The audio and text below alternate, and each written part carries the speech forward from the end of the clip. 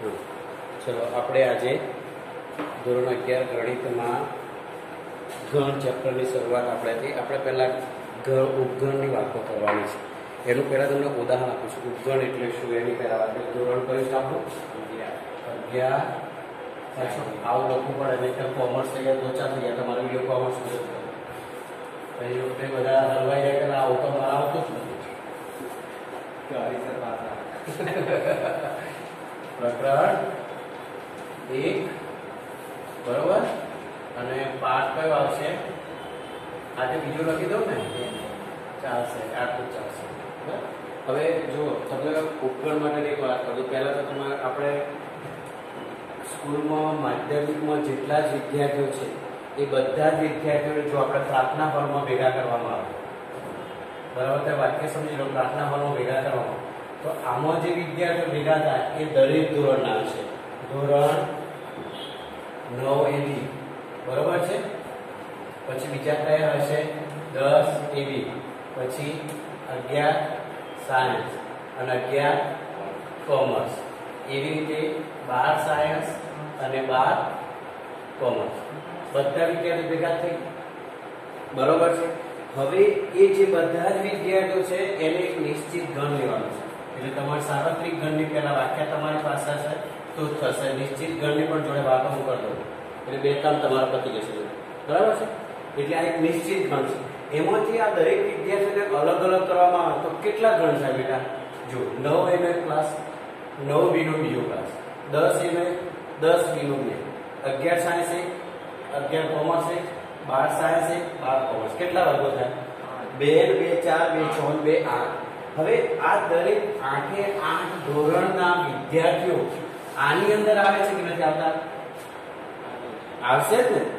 આટલી આ ક્લાસના વિદ્યાર્થીઓ આની અંદર આવે છે તો આ ગણના સંદર્ભમાં આને એના ઉપગણ કહેવાય.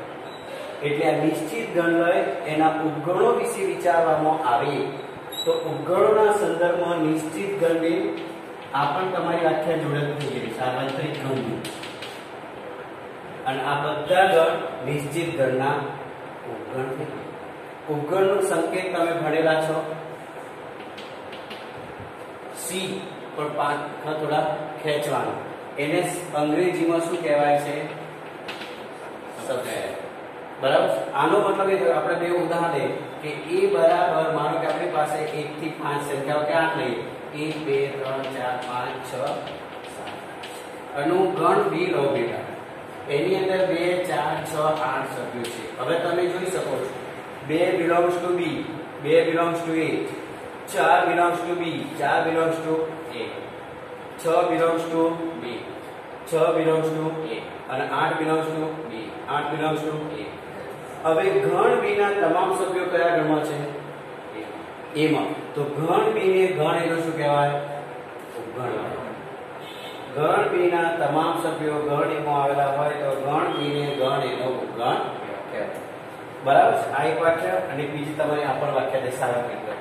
જો કોઈ નિશ્ચિત ગણ લઈ તેના ઉપગણો વિશે વિચારવામાં આવે તો ઉપગણોના સંદર્ભમાં નિશ્ચિત ગણને સાર્વત્રિક ગણ કહેવાય. તમારે સાર્વત્રિક ગણ બે રીતે તમે કરી શકો. બે સંકેત છે. એક કેપિટલ U તરીકે પણ આવશે અને આ ના કરો અથવા તો S કરો. બરાબર છે. આ સાર્વત્રિક ગણનો સંકેત અને આ ગણને કોઈ પણ કેપિટલ ABC ના કોઈ પણ અક્ષર વડે ઓળખી શકાય. એટલે B ના સભ્ય A માં હોય તો B સબસેટ B. હવે જો તમે આની વેન આકૃતિ દોરો બેટા તો વેન આકૃતિ જોડે જોડે હું કામ કરતો જો એટલે મારે બે કામ કરશે. ચલો આ ગણ B એની અંદર તમારે કયા ઘટકો લખવાના? 2 4 6 8. કોઈ પણ ઘટક લખવાનું એટલે આગળ ટપકું કરવાનું અને એની બહાર તમારે એ કરવાનું. હવે આની અંદર કયા ઘટકો લખવાનું? તો B ના A માં આવી જતા એ સિવાયના બાકીના લખવાનું. તો અહીંયા એકી સંખ્યાઓ હશે 1 3 5 7 જોઈ લો. અને અહીંયા તમારે કેપિટલ U કરી દો. એટલે આ સાર્વત્રિક ગણ છે. આ B એનો ઉપગણ છે, B ના સભ્યો છે. આ બંનેનો છેદગણ કરો તો શું આવે?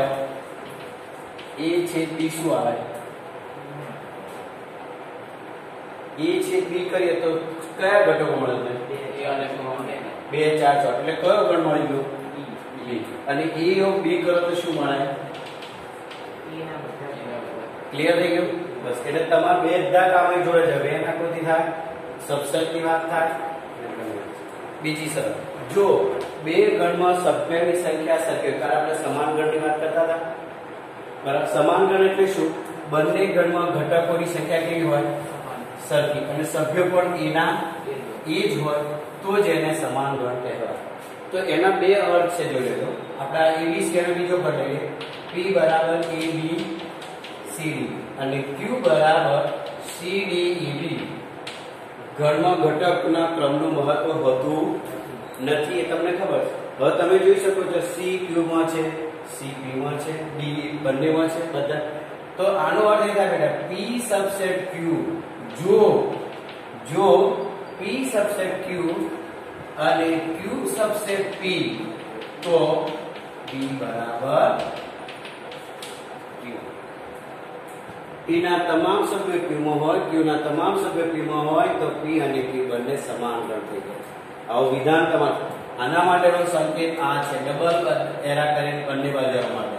આનો મીનિંગ થાય તો અને તોય, તો અને તોય. આનો અર્થ એ થાય સમાન થાય તો જ આ પ્રશ્ન, બાકી કઈ. ક્લિયર?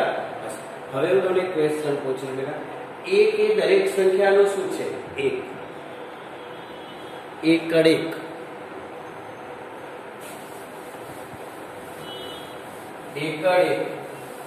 તમારે જવાબ આપવાનો, તમે અત્યારે મારી સામે છે, વાંધો નહીં બેટા. તમારે અત્યારે જવાબ આપી શકાય, કારણ કે તમારી સામે કામ કરતા તો જવાબ આપવાનો છે, એમાં કઈ સવાલ ઉભો થતો નથી. એક એ દરેક સંખ્યાનો શું છે? એકડ એક. એ તમે ભણ્યા છે એમ કહો છો ને તમારા ટ્યુશનમાં, તો મને જવાબ જોઈએ ને. એક એ દરેક સંખ્યાનો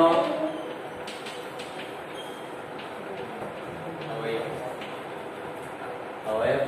તેવી જ રીતે જો મારું વાક્ય શું છે બરાબર સાંભળી લે, કારણ કે મારે એની જરૂર છે સાહેબ, અને એ નહીં હોય તો હું કઈ કરી શકીશ નહીં. એક એ દરેક સંખ્યાનો અવયવ છે, તેવી જ રીતે ખાલી ગણ એ દરેક ગણનો ઉપગણ છે. શું યાદ રાખશો? બોલો.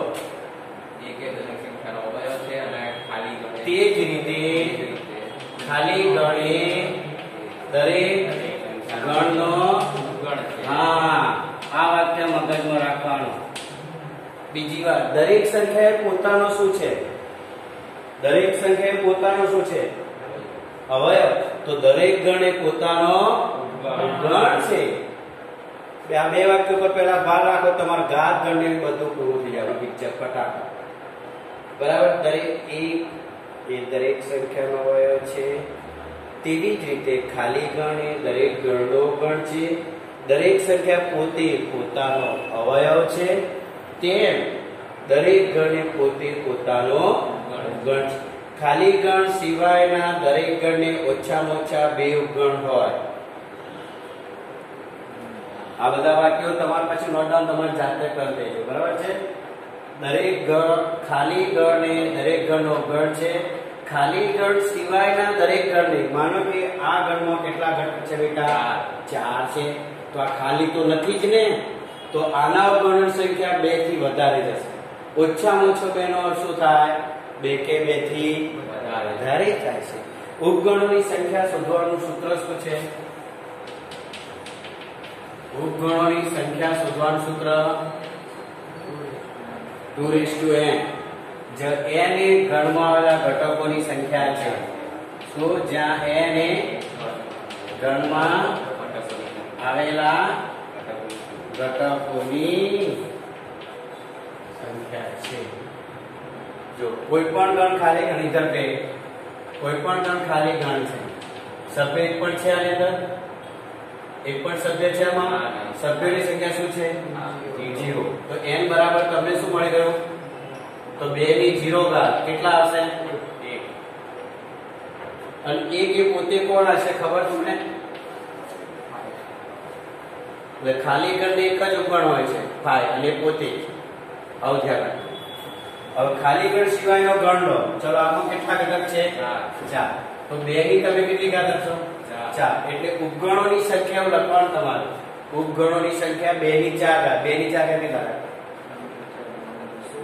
16 ઘટકો બનશે અને બનાવવાનો પ્રયત્ન તમારે કરવાનો. આવડે છે ગણ બનાવતા? 16 ઘટકો. પહેલા તો ફાઈ લખી દેવાનું. જો કશું જ ના ખબર પડે તો પહેલા ફાઈ લખવાનું. ત્યાર પછી દરેક ઘટકને અલગ અલગ લખો એક એકમાં. A B C D A B B હા તો 4 થઈ ગયા, 4 ને 5 5 થઈ ગયા. હવે બબેની જોડો, બબેની જોડી કેવી રીતે બનાવવાની પણ તમને પહેલું સાંભળો. આવી સિસ્ટમ એ A અને B નો પહેલો બનાવો, પછી A અને C નો, પછી A અને D નો. ચલો 5 ને 3 કેટલા થઈ ગયા? 7 5 ને 3 8. ચલો હવે B ઘટક લો. B નો C સાથે બનાવો. B નો B સાથે, પછી C નો B સાથે. સમજી ગયા? હવે શું કરવાનું? 3 3 ની પેર A B C પછી હવામાંથી દૂર કરો, D ને કનેક્ટ કરો. A B D A C B B C B D C B bus B હા B C B બધા ગણવા ગયા. હવે છેલ્લે પોતે P એટલો P લખો અથવા તો A B C D આખો છગડે કૌંસ લખી દો. 16 ઘટકો એટલે અવગણોની સંખ્યા શોધવાનું સૂત્ર બન્યું. ખ્યાલ આવી ગયો? આ યાદ રાખવાનું. ગમે તેટલા પણ પહેલા વાક્ય લખવાનું. ખાલી ગણની દરેક ગણનો ગણ છે. ખાલી ગણ સિવાયના દરેક ગણને ઓછામાં ઓછા 2 ઉપગણો છે. 2 એટલો મતલબ એ કરો કે 2 કે 2 થી વધારે જ થશે. જો ઘટકમાં ગણમાં 3 ઘટક હોય તો ઉપગણોની સંખ્યા કેટલી બને? 3 હોય. 2 ની 3 કેટલા થશે? 8 થઈ ગયા. બસ આ રીતે ઉપગણોની સંખ્યા તમે અને ઉપગણો બનાવતા આવડવું જોઈશે મને. હવે ઘાત ગણમાં શું કહે છે? ઘાત ગણને કેવી રીતે લખવાનું એ તમને સમજો. હું એક નાનો ગણ લઉં છું એટલે તમને યાદ રહી જશે, કારણ કે મારે તમારે એની જરૂર છે. આટલા જ બનશે. 2 ની તમે જેટલી ગણ કરશો એટલા જ ઘાત ગણ, પણ એને કેવી રીતે લખવાનું એ તમને કહી દઈએ આપણે. એટલે આપણે એક નાનું ઉદાહરણ લઈ લઈએ એટલે તમારું મારું કામ થઈ ગયું. ઉપગણોની સંખ્યા શોધવાનું સૂત્ર શું હતું? 2 ની n. ચલો આપણે કોઈ પણ એક ગણ લઈએ. E બરાબર 2 જ ઘટક ઓછા ઘટક લઈએ આમાં એટલે કંટાળો ન આવે. કેટલા ઘટકો છે? n બરાબર 2. તો ઉપગણોની સંખ્યા અહીંયા લખો નવી શબ્દી એટલે તમને આખા પ્રશ્ન ખબર. ઉપગણોની સંખ્યા પહેલા આવો લખવાનું 2 ની n 2 ની 2. ચલો હવે ઉપગણો નીચે લખવાનું. પહેલા શું લખવાનું? પછી પછી પછી 1 અને 1 2 ના લખો સીધું શું લખવાનું? a. ક્લિયર? હવે ઘાત ગણ કોને કહેવાય?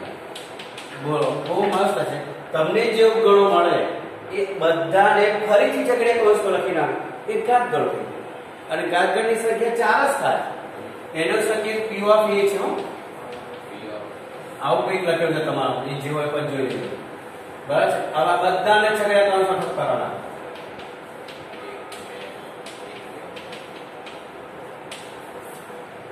અને આનું સૂત્ર આ જ છે, કારણ કે આ જે વસ્તુ છે તમે લખી, તમે નવું કંઈ આપણે કરતા નથી. ટૂંકમાં જે ઉપગણો છે એ ઉપગણોને ફરીથી ઝઘડા કૌંસમાં ઠપકારવા. ટેક્સ હોય તો તમે ઉદાહરણ જોઈ શકો છો. તમે લખેલો હોય તમને ખબર પડી જશે.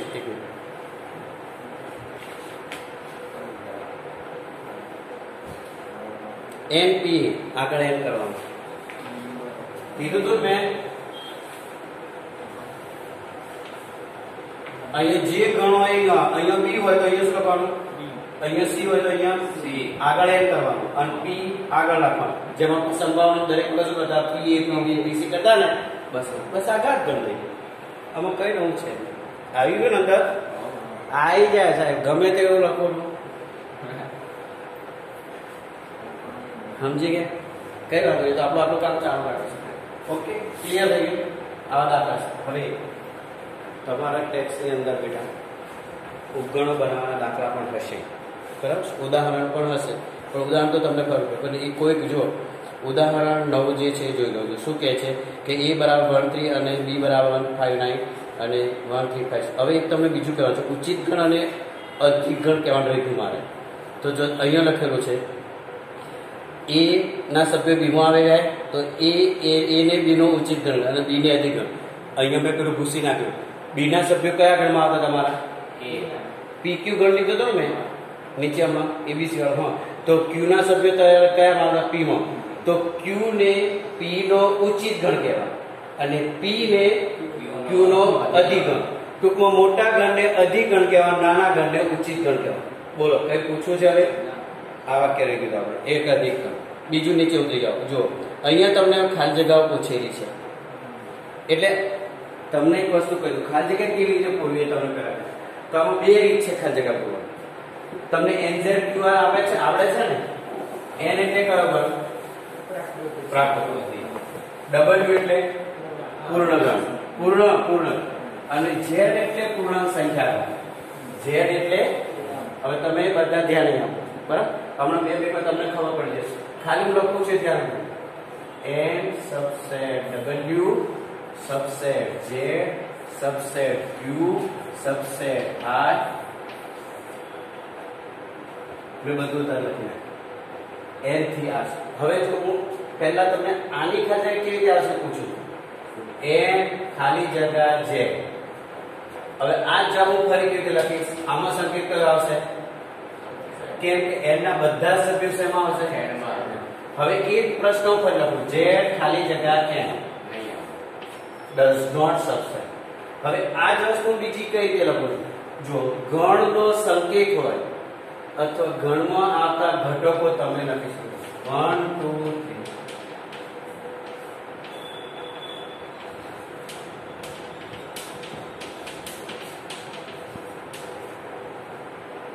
વિચારો. આ વસ્તુ એક જ છે પણ તમારે તો યાદ રાખવાનું કે જો ખાલી જગ્યાની બંને બાજુએ ગણનો સંકેત હોય અથવા ગણમાં ઘટકો આપેલા હોય તો સબસેટ કે ડઝ નોટ સબસેટ આવે. અને એકલો ઘટક ખાલી જગ્યા ગણ આપે કે સંકેત આપે એ ખાલી જગ્યા n એક ખાલી જગ્યા 1 2 3 ડેશ ડેશ. બંનેમાં શું આવશે? આ બંનેમાં થોડો ડિફરન્ટ છે. આ ઓળખતા આવડી જવું જોઈએ. હવે હવે હું તમને અહીંયા ગમે તેવો પ્રશ્ન પૂછી શકું ને. જો 0 1 2 3 dash dash plus infinity. Yes, ખાલી જગ્યા a by b if b belongs to z b is not equal to 0. બોલો શું જવાબ?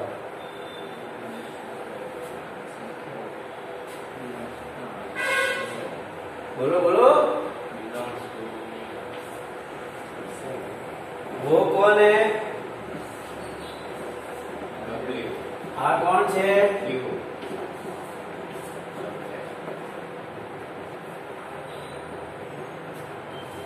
અંદર દેખાય છે આવો.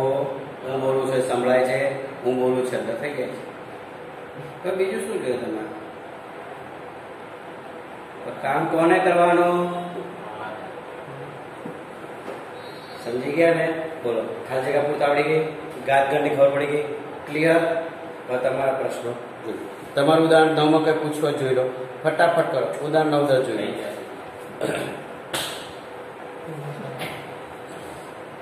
જો n આપ્યો, q આપ્યો, નહીં થાય તો એ જો બરાબર. અહીંયા t એ અસમને કીધું તમને તો t ની જગ્યાએ i પણ આવશે. જો આ લખી જો t આ લખ્યું ને, હા t કરતો આમાં t. હવે ઉપગણના અંતરાલ કરાઈશું. જો ઘાત ગણાય ગણ એના તમામ ગુણ બનતા ગણ નહીં એનો ગણ એના તમામ ઉપગણોથી બનતા ગણને ઘાત ગણ કહે. એટલે એને પીએ વડે દર્શાવાય છે. એને પીએ વડે અને પછી એના આગળ લખેલું સૂત્ર લાગી. બોલો હવે કઈ પૂછવું? જો સાર્વત્રિક ગણને કોઈ એક નિશ્ચિત ગણના સંદર્ભમાં અમુક ગણનો વિચાર કરવામાં આવે તો નિશ્ચિત ગણને ઉપગણો સંદર્ભમાં નિશ્ચિત ગણને સાર્વત્રિક ગણ કહેવાય. મેં કીધું તમે પ્રાર્થના હોલ 9ab 10ab 11 એ બધા જ નિશ્ચિત ગણના શું બની જાય? ઉપગણ. ઉપગણોના સંદર્ભમાં નિશ્ચિત ગણને શું કહેવાય? સાર્વત્રિક ગણ. એ વ્યાખ્યા છે. સાર્વત્રિક ગણનો સંકેત યુ કેપિટલ. હવે તમારે આ વાત આવી. ઓકે બેટા, તમે કહો ને નાના ધોરણમાં એક વસ્તુ ભણેલા છો, કૌંસના પ્રકાર. ખબર છે? કયા કયા કૌંસ ભણેલા છો તમે અત્યાર સુધીમાં? હા બરોબર. જે આવડે બોલવાનું છું. ભાઈ આ શું શીખવાડે છે તને? કૃષ્ણ ગણિત ગણિત શીખવાડે છે ને તો મારે વાંધો નહીં. અહીંયા કૌંસના પ્રકાર. એ ભાઈ તું બોલે, આને કેવો કૌંસ કહેવાય? નાનો. આને કેવો કૌંસ કહેવાય? મોટો. આને કેવો કૌંસ કહેવાય? બોલો બોલો બોલો બોલો. રેખા કૌંસ.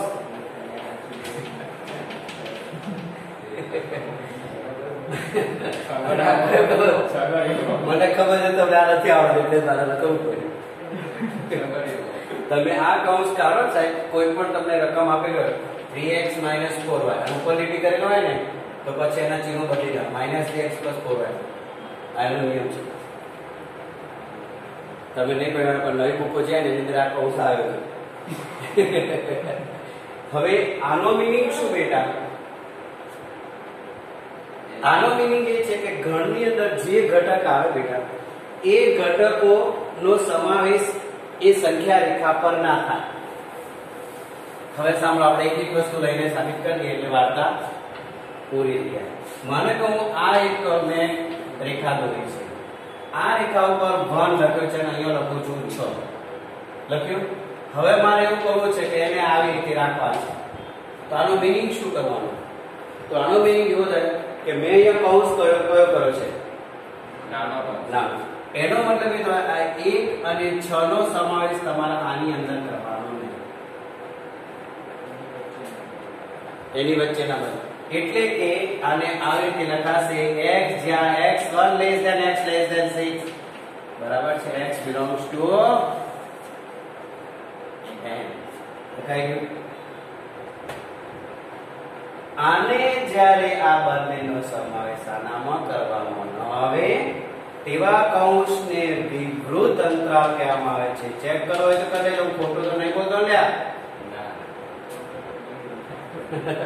અને તમારે ટેક્સ્ટમાં આવા ઉદાહરણ છે અને ટેક્સ્ટની અંદર જે સમજણ આપેલી છે અહીંયા એ કીધું છે એ બી જ્યાં 1 6 છે તો એ બી કર દો ને. x જ્યાં a x b વાર્તા પૂરી. જોઈ લો, ચેક કરો કરજો છે. હવે જો તમને એવું આપેલું કે a < x b તો એનો અર્થ શું કરવાનો? a અને b બંને આવે. હા, એટલે તમારા અહીંથી છે કામ સુધીની ગાંઠ લાઈન બનાવી દેવાની. આ સિવાયનો બીજો ભાગ ઉડી જાય. એને કેવો અંતરાલ કહેવાય? સમૃદ્ધ. કેવો અંતરાલ કહેવાય? સમૃદ્ધ અંતરાલ. હવે એક બાજુ અંતરાલ ખુલ્લો હોય, બીજી બાજુએ બંધ હોય, એવો પણ દાખલો હશે. ચલો, વિવૃત અંતરાલની વાત પૂરી થઈ ગઈ. ચલો હવે આપણે એ બદલી નાખીએ.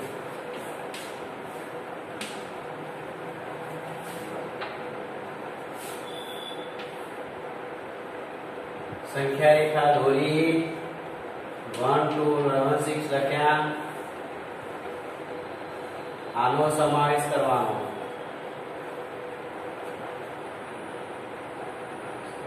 આને કયો અંતરાલ કહેવાય? સમૃદ્ધ વિવૃત અંતરાલ. સવ્ય અને વિષમ કર દો એને. x જ્યાં x a1 x <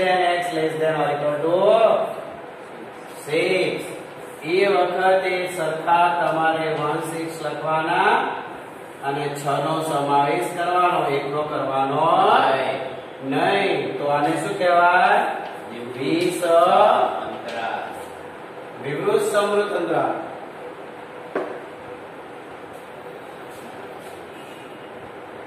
વિવૃત સમૃદ્ધ અંતરાલ એ તો દેખાશે નહીં. વિવૃત સમૃદ્ધ અંતરાલ થઈ જશે. ક્લિયર? તો આ થઈ અંતરાલોની વાત. અને સ્વાધ્યાયમાં આવા જે દાખલા હોય એને આપણે કહી દઈએ કયા દાખલા છે એટલે તમારું એક કામ થઈ જાય. બરાબર છે? એક તો જો દાખલા નંબર પહેલામાં સબસેટ ડઝ નોટ સબસેટ લખ. બીજામાં સત્ય છે કે અસત્ય, સબસેટ ડઝ નોટ સબસેટ આપેલ છે. ત્રીજામાં પણ સત્ય અસત્યની વાત કરી. ચોથામાં તમામ ઉપગણો લખવાના. બરોબર? પાંચમામાં એ બરાબર થાય તો પીએ ના કેટલા ઘટકો હશે? એક. ખાલી ગણનો એક જ ઉપગણ. અને નીચેના અંતરાલ સ્વરૂપે લખવાના. x belongs to r -4 < x < 6. તો આ કેવો અંતરાલ થશે? હા હા વિવૃત સમૃદ્ધ. એટલે તમારે એસઆઈ લીખને કાંઈ મેં અહીંયા એક ઉદાહરણ બતાવ્યું તમને, બરાબર છે? નાનો કૌંસ હોય ત્યારે પહેલા જો હજુ તો મને લાગે સમજ તારે પડી એસઆઈ લગાવેલું છે. જો તારું આવું વિધાન છે પછી શું લખે છે બોલ? -4x અને = 6.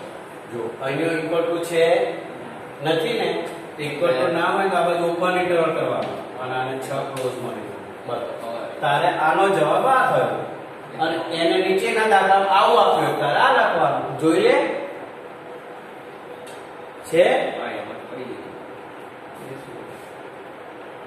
ગયું. = આપ્યું તો મોટો, ના આપ્યો તો ના. ઓકે.